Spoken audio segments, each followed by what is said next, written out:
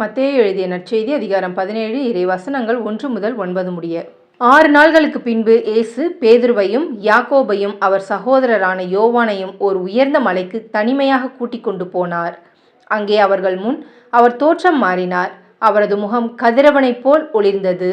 அவருடைய ஆடைகள் ஒளி போன்று வெண்மையாயின. இதோ மோசேயும் எலியாவும் அவர்களுக்கு முன் தோன்றி இயேசுவோடு உரையாடி கொண்டிருந்தனர். பேதுரு இயேசுவை பார்த்து, ஆண்டவரே, நாம் இங்கேயே இருப்பது நல்லது.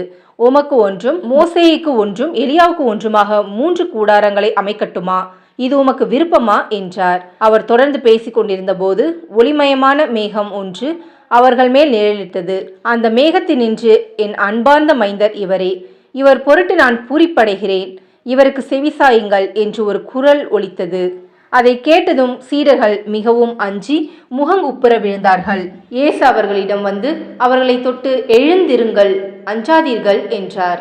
அவர்கள் நிமிர்ந்து பார்த்தபோது இயேசு ஒருவரை தவிர வேறு எவரையும் காணவில்லை.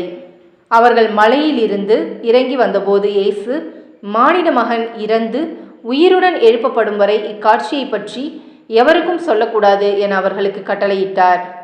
இது கிறிஸ்துவின் நற்செய்தி. கிறிஸ்துவே உமக்கு புகழ்.